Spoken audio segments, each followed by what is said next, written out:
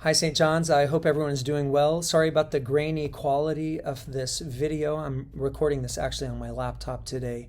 I'm recording this video with two messages in mind. The first is prayer request. The second one is about cultivating some new and mindful practices at the start of our 10 a.m. services on Sunday morning, and I'll tell you that in a moment. But first, a prayer request. I want to ask your prayers for Sarah Reynolds, our new associate rector, whom we're looking forward to welcoming into our community very soon. The reason for this prayer is that on their way, her and her fiance Mitch, on their way out to DC last week, they were making this big move from Los Angeles.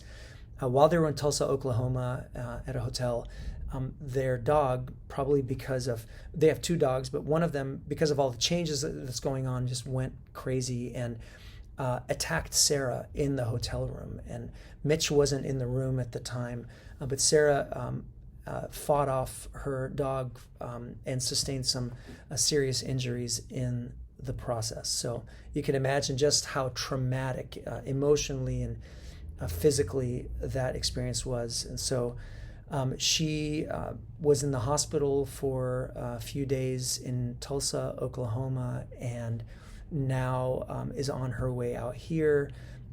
She just recently arrived to DC and is going to need some weeks to recover from this. And so we've already sent her some flowers from our church to their new place where they're moving to, and are going to be coordinating some meals for them once their family, who's with them right now, helping them kind of get settled in and helping care for Sarah. Once they leave, we'll do some meals so that we can kind of keep that love and that support going for them. But I've spoken with Sarah a few times since this incident happened, and she just wants to communicate how excited she is to join the community, even though she won't be starting on October 31 in person with us on that Sunday, in which we announced that she's going to be starting. It's going to be a little bit later, probably mid-November sometime.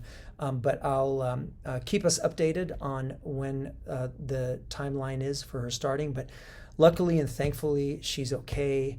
We're hoping and praying for a full recovery from her injuries, and looking forward to welcoming her soon into our midst. So please pray for Sarah and pray for Mitch, and let's give them that love through the spiritual realm and then in practical ways when the time comes.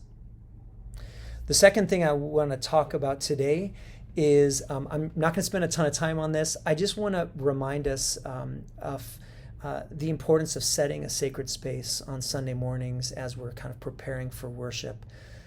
I've noticed, and I think this has to do with the fact that we're wearing masks and it's harder to whisper when you're wearing a mask. You definitely can't read people's lips.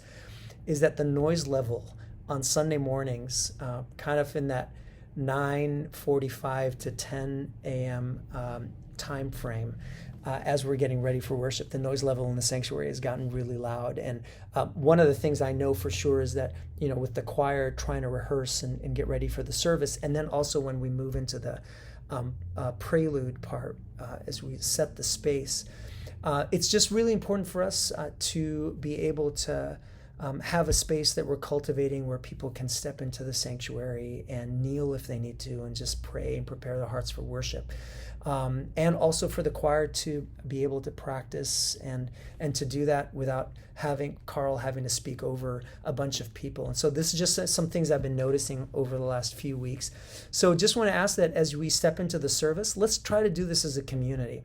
Just to try to say, okay, this space is sacred. It doesn't mean we can't talk. It doesn't mean that we can't connect, but just that we do it really mindfully and try to keep the volume of our voices down. And also, if you really just are so excited to see somebody, just step out of the sanctuary. Go into the West Avenue lobby, do it there, and come back in for the service. So I'd like to ask you to help me try to maintain that space for prayer and worship. And this is not a like you've done something wrong. I have to say, I love seeing the joy on our faces as a community when we're stepping in and we're excited to see one another. It's beautiful, and that in and of itself is so sacred. But just to remember that nave and the sanctuary, what we're trying to do is create a space where people can, wherever they're coming from, whatever reality they're dealing with, stepping into that space and know that they're going to be able to focus and tune their hearts in that moment without having to block out conversations that are happening on the side. So I hope that this is something that we can cultivate together, and I look forward to the ways we continue to grow with each other, adjusting to COVID time and wearing masks and everything that comes along with that. Thank you, St. John's, for being the community that you are. I am just so blessed to be a part of this community, and I look forward to seeing you on Sunday.